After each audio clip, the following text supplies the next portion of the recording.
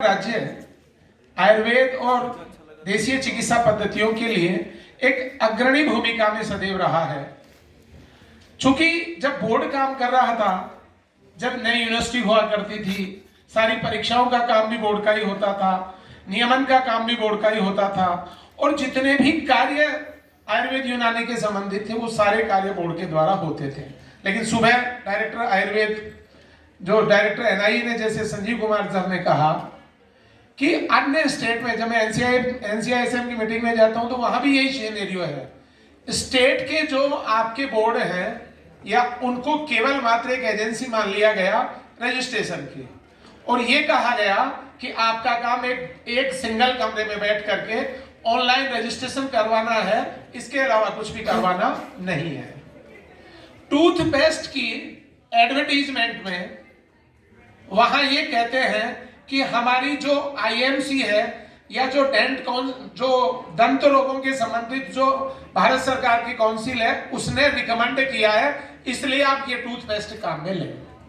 Example दे रहा हूं मैं आपको। क्या ये काम हमारी काउंसिल्स नहीं कर सकती?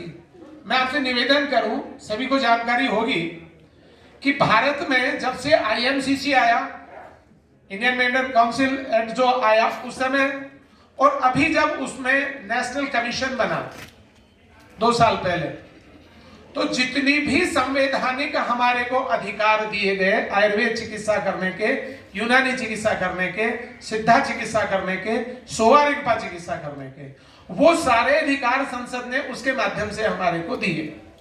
तो हमारे बोर्ड जो स्टेट काउंसिल्स जो उसमें नाम दिया गया, स्टेट काउंसिल्स को भी वही पावर वहां पर ऑटोमेटिक मिल गए एनसीआईएसएम के। तो मेरा आग्रह है माननीय सभापति महोदय, माननीय रजिस्ट्रार साहब और हमारे दूसरे जो सदस्य हैं माननीय आनंद शर्मा जी, उनको सबको यही रहता था, यही मेरा प्रणाम करके निवेदन रहता था कि बोर्ड की जो वास्तविक कैपेसिटी है उस वास्तविक कैपेसिटी को हम पुनर्जागरण करना था। यानी उसके वो था ना, एक तरीके से कचली चढ़ी हुई थी, उसको उतारना था कि हम इसके रजिस्ट्रेशन के लिए बोर्ड नहीं बनते।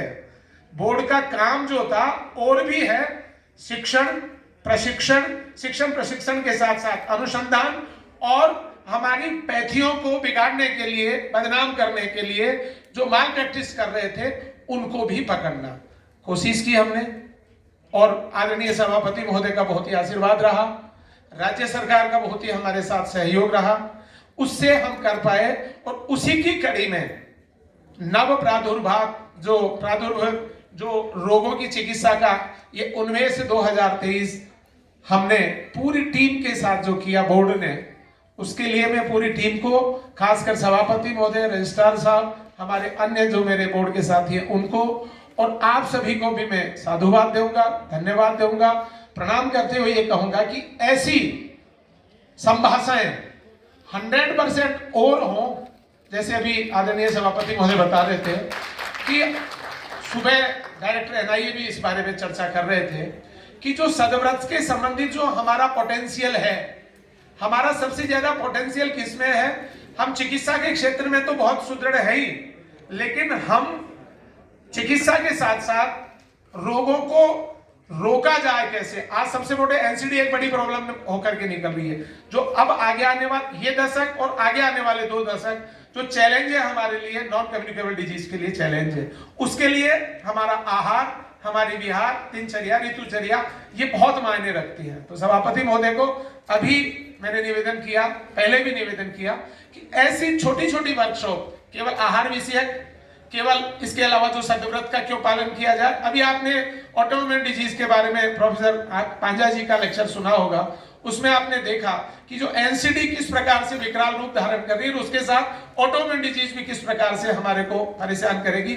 आगे आने वाले समय में। तो मैं चाहता हूं कि वो बात, यदि एक दंत चिकित्सा का काउंसिल किसी टूथपेस्ट को रिकमेंड कर सकता है, तो हम क्यों नहीं क्षेत्रीय आधार पे एक आहार रिकमेंड करें कि साउथ में ये आहार हो, दक्षिणी राजस्थान में ये आहार हो, पूर्वी राजस्थान में ये आहार हो, पश्चिमी राजस्थान में ये आहार हो। ये काम काउंसिल क्यों नहीं कर सकती है? ये काम काउंसिल को करना चाहिए। और आप सभी का सहयोग ऐसे ही रहा।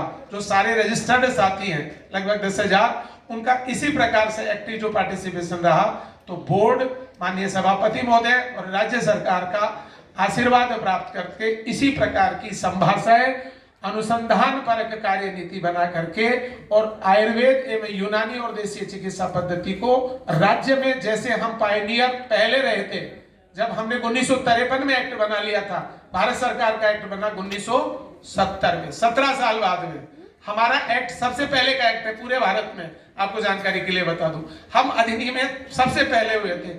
उसी प्रकार से ये भी गाइड हम करेंगे और ये भी दिशा बोध हम पूरे भारत को देंगे। एनसीआईएम को बताएंगे कि स्टेट काउंसिल केवल रजिस्ट्रेशन की संस्था नहीं है, ज्ञान विज्ञान और अनुसंधान की भी एक संस्था है। उनमें 2023 में आप सभी का जो सहयोग रहा उसके लिए मैं आपकी भूरी भूरी प्रशंसा, आपको भूरी भूरी आपको आभार प्रकट करता हूं। और ऐसे ही कार्यक्रम में आपका भविष्य में भी सहयोग मिलता रहेगा। मैं मानता हूं कि ये बहुत ही उच्च कोटि की बात होगी। सभापति महोदय, रजिस्ट्रार साहब, अन्य जो हमारे साथी हैं विभागों के दोनों के निदेशक महोदयगण, उनका जो सहयोग यहाँ पर रहा उसके लिए भी मैं आभार प्रकट करता हूँ और पुनः आपसे निवेदन करता हूँ कि भविष्य में भी आप इसी प्रकार का सहयोग मिले। जय हिंद, जय हिंद।